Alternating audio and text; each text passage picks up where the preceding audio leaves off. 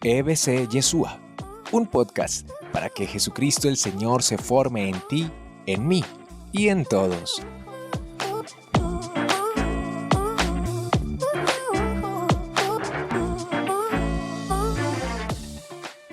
Dios me quiere bendecir. Hay mucha gente que cree que Dios es todopoderoso. Y hay mucha gente inclusive que cree y acepta que Dios lo puede bendecir. Que Dios lo puede bendecir. Dios puede bendecirme. Por ejemplo, estoy enfermo y puede darme la bendición de la salud. Estoy en un problema económico serio.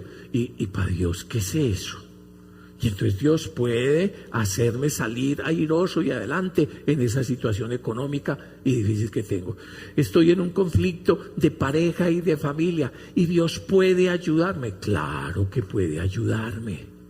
Estoy en una situación de incertidumbre, como tantas que se dan a lo largo de la vida, y Dios es poderoso y puede ayudar. Y todo el mundo dice, pues sí, claro, por encima de Dios nadie. Pero ojo a la segunda clave. ¿Usted le cree que Él lo quiere bendecir? ¿Que Él lo quiere bendecir a usted? Eso es importante. Eso es importantísimo. No solo saber que Dios me puede bendecir, los demonios creen y tiemblan. No solo saber que Dios me puede bendecir, sino, segunda clave, saber que Dios ¿qué? ¿Dios qué? Me quiere bendecir. Vaya usted repitiendo eso, Dios me quiere bendecir.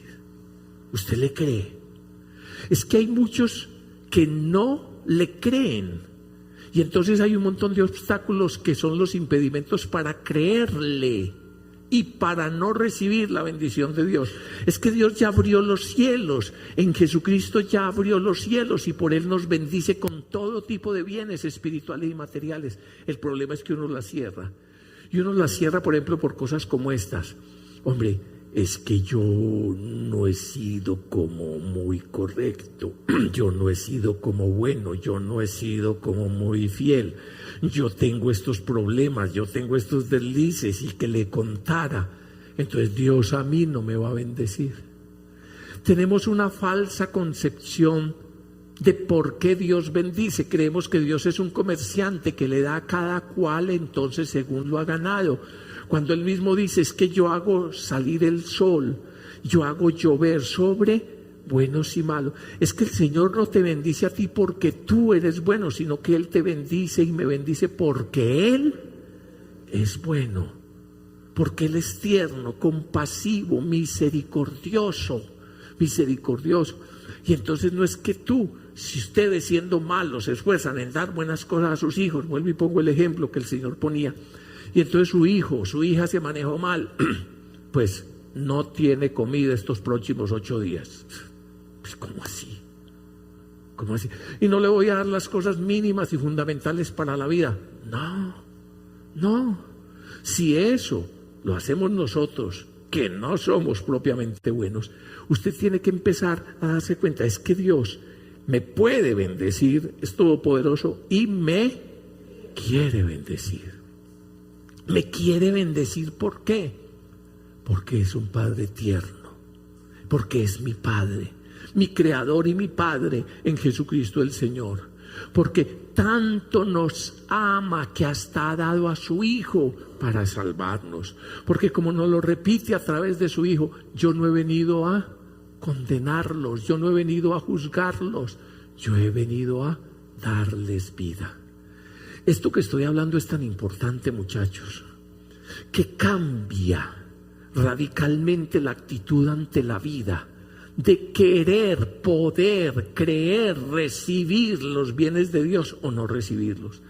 Hay gente que se autocondena al fracaso. Hay gente que se autocondena a recibir las bendiciones de Dios. Y es un drama. Es un drama. Hay una cantidad de gente que cree que no merece perdón de Dios. O sea, que ellos son más importantes y tienen más poder de juzgar que el Dios juez y Señor del universo, que sus actitudes, que su miseria, que sus problemas, que su enfermedad, que su tristeza, que lo que sea, es más grande, más fuerte, son idólatras, que el mismo Dios que ha dado su sangre y su veredicto sobre usted y sobre mí. Es que Él es el que da el veredicto. Él es el que da el veredicto. Y el veredicto de Él ha sido su perdón, su amor, su misericordia. Ah, sí, señor juez, pero es que si usted se le olvida esta otra metida de pata que hice, y también te perdono, Sandro. Y esta otra, que tal cosa y tal otra, y también te perdono. Y es que esto y esto y esto y aquello, y también te perdono. Y es que esto y eso es el veredicto de amor de Dios sobre nosotros. Él no solo puede bendecirte, sino que me quiere bendecir. Y uno no encuentra razón por qué. Y simplemente la única es su amor, su misericordia. Es precioso en este mismo capítulo 32 de Jeremías, que lo tienen aprovéchenlo. Y oigan lo que dice versículos más adelante, capítulo 32, versículo 40. En una circunstancia que inclusive el pueblo de Israel estaba viviendo de destrucción, era por alrededor del año 587 antes de Cristo, donde los enemigos los habían invadido, donde habían destruido el templo, donde a causa de sus malas acciones habían sufrido muchas cosas, porque efectivamente las malas acciones provocan su consecuencia.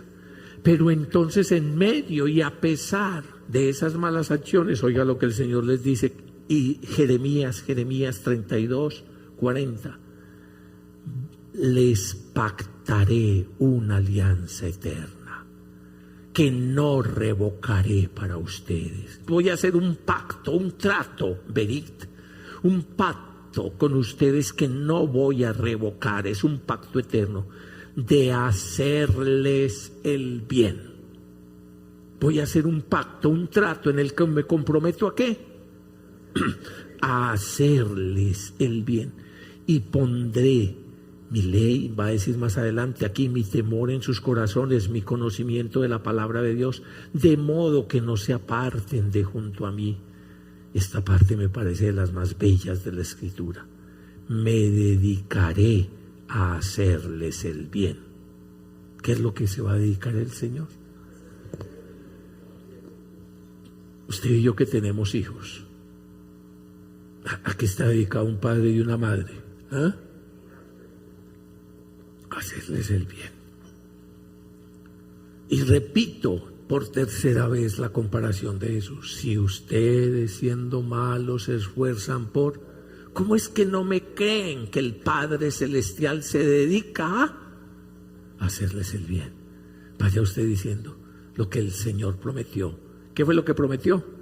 Me dedicaré a hacerte el bien. El Señor tiene un oficio este año y siempre en mi vida. Mi padre todavía trabaja y sabía que se va a dedicar Dios conmigo este año a hacerme el bien. ¿Y que se va a dedicar Dios este año con usted? A hacerle el bien. Dios puede, Dios quiere, usted le cree que Dios, claro, que se va a dedicar a hacernos el bien. Pudiéramos leer tantas partes de este mismo profeta Jeremías, o todavía del más poético Isaías, en tantas cosas. Miren nomás para que pasemos al otro punto, capítulo 33, en el verso 6 de este profeta Jeremías, ya que lo tiene abierto. He aquí que yo les aporto su alivio y su medicina, los curaré y les descubriré una corona de paz y seguridad. Yo te aporto alivio y medicina, te curaré y te cubriré con una corona de paz y de seguridad. Lo que Dios quiere para usted, para mí, es ¿qué? Hacerme el bien. Si usted al comienzo de este año le cree al Señor, Usted va a recibir esas bendiciones del Señor y esa paz. Pero con un problema grave, que es que si no le creemos al Señor, uno termina creyéndose a uno mismo, o sea, a sus temores. Creyéndose a uno mismo, o sea, a sus errores, a sus incapacidades, o creyéndole a otro en falsas y vanas promesas de los otros. En tantos ámbitos. Como usted sabe que todos los otros además son limitados. Y si uno les da el poder, la confianza sobre su vida, en la presencia como si fueran Dios, eso es lo que es la idolatría. Y todos los ídolos tienen pies de barro, tienen ojos y no ven, tienen manos y no actúan, no sienten. Y los que creen en ellos terminan como ellos, ciegos, incapaces de actuar, incapaces de vivir. Pero a usted y a mí nos ha convocado el Señor al comienzo de este año porque quiere proclamar sobre cada uno de nosotros su palabra, su oráculo de bendición y de salvación, y su palabra tiene poder de cumplirse.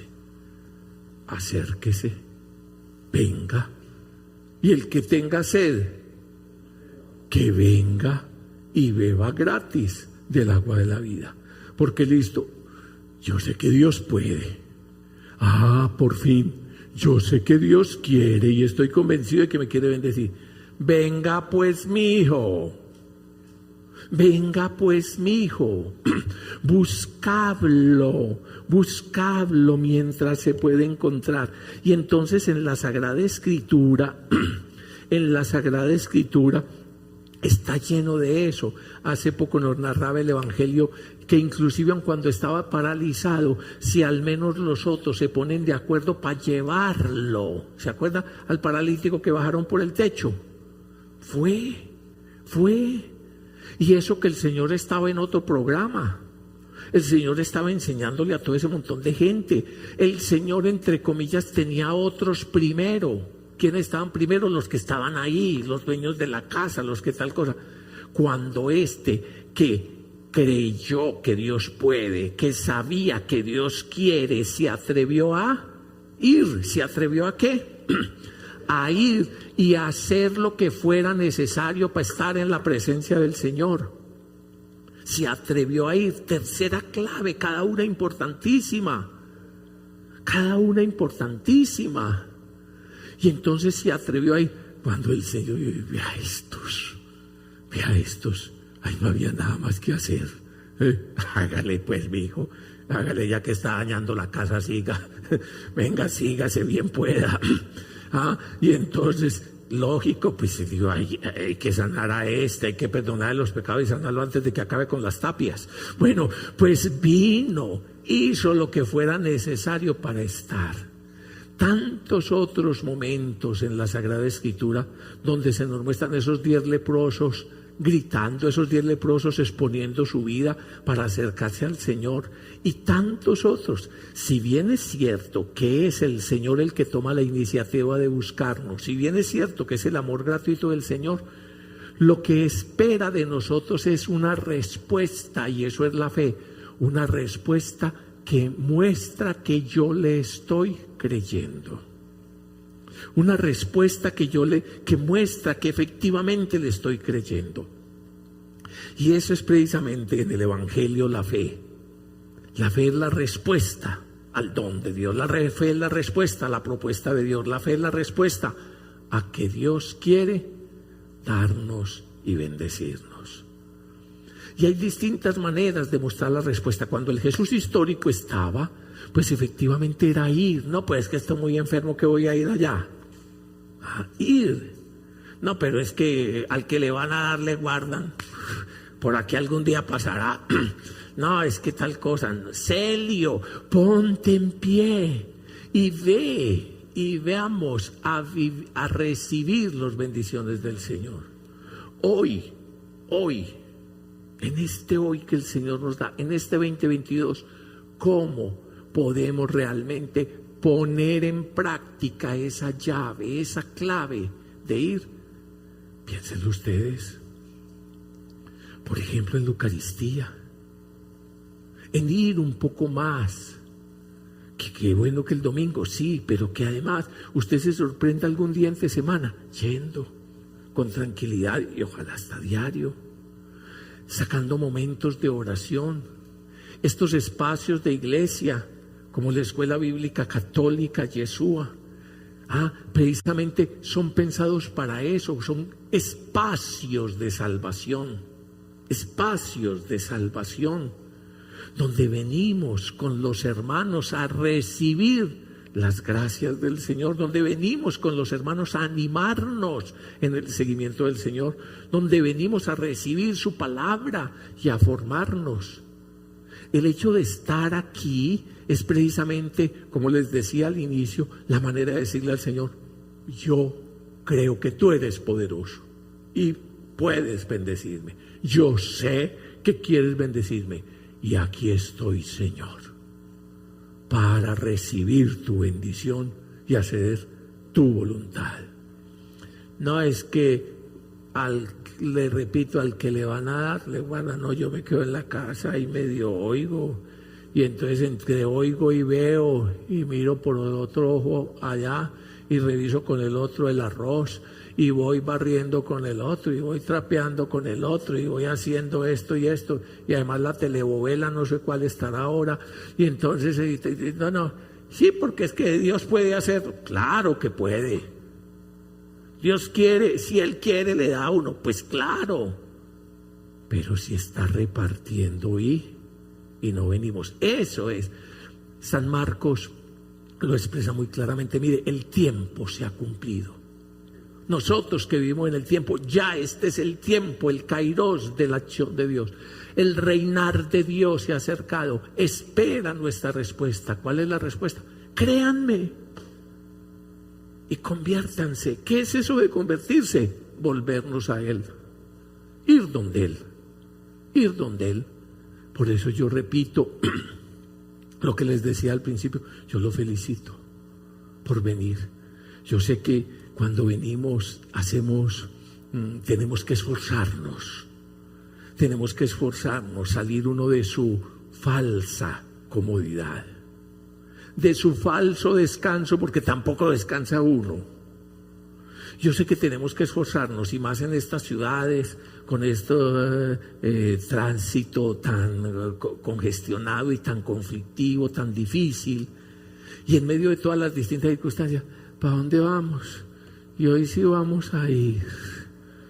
Y en medio de todas esas circunstancias, el hecho de que usted y yo nos esforcemos por venir a recibir las bendiciones de Dios es el poner en práctica, el decirle: aquí estoy, Señor, para hacer tu voluntad y para recibir tus bendiciones. Claro, si no, acuérdese cuando el Señor, después de sanar a esos 10 leprosos, y en otro tiempo le he contado la historia, ¿cuántos volvieron? 1. Y a ese que volvió. Y el Señor dijo: ¿oíste? ¿Y los otros dónde están? ¿Cuántos son en tu comunidad? 10 parejas. ¿Oíste? ¿Y las otras dónde están? ¿Cuántos son de tus amigos, de tus hermanos? ¿Cuántos son los que he bendecido? Tanto. ¿Oíste? ¿Y los otros dónde están? No, es que ya quedaron sanos. No, apenas empezó el proceso de las bendiciones que Dios tiene para ti. Apenas empezó el proceso. Este año el Señor me quiere dar bendiciones especiales y específicas. ¿El Señor me quiere qué? Especiales y específicas. Es que el año pasado necesitaba unas bendiciones, es que el antepasado necesitaba otro, es que cuando yo era bebé necesitaba unas bendiciones, es que cuando soy niño necesito otras bendiciones, es que cuando soy adulto necesito otras bendiciones. Es que cada momento de la vida necesita nuevas bendiciones. Es que nadie sabe las realidades que tenemos que enfrentar, y entonces si no venimos a recibir las bendiciones del Señor, ¿cómo vamos a salir airosos en medio de las cambiantes circunstancias de la vida? Cambiantes circunstancias de la vida, y que no son malas, no son necesariamente malas, son simplemente cambiantes. El cambio precisamente por las realidades de la edad, el cambio por los hijos y las situaciones que conllevan, el cambio por la economía, el cambio por las situaciones de salud. Además, el cambio porque mi vida es cambio y proceso para dar el nuevo paso de lo que necesito vivir, crecer como persona, crecer como pareja, crecer como creyente en este año. Y el Señor me tiene las bendiciones, pues sí. Así como uno pudiera decir que le tiene las bendiciones al niño desde el principio y el bebecito ya tiene las bendiciones para ir a la universidad, sí, mijo, pero crezca. Ya tiene las bendiciones quizás algunos acomodados hasta para darle un vehículo y un carro, sí, mijo, pero crezca. Es más, hasta la herencia ya está lista, pero crezca. Pero tiene que hacer el camino. Dios tiene todo tipo de bendiciones para ti y para mí. Todo tipo de bendiciones las tiene. Está esperando que vamos, está esperando que caminemos, está esperando que lleguemos allá a recibir esas bendiciones. Por eso es tan importante perseverar en estos espacios, perseverar en la Eucaristía, perseverar en la oración, perseverar en el seguimiento del Señor como discípulos, perseverar en la comunidad, perseverar en el conocimiento de la palabra de Dios. Mire apenas con este tiempo que usted y yo llevamos frecuentando en la escucha de la palabra de Dios, cómo se va abriendo el horizonte de la comprensión, del asumir y de vivir la vida y de enfrentar las problemáticas de la vida. Y cómo vamos adquiriendo los nuevos dones, las nuevas capacidades que quizás en otro tiempo nunca ni siquiera habíamos soñado. Dice Isaías sobre eso. Vamos a leer al amigo Isaías. En el capítulo 55, empiezo con el verso primero, Isaías 55, verso 1.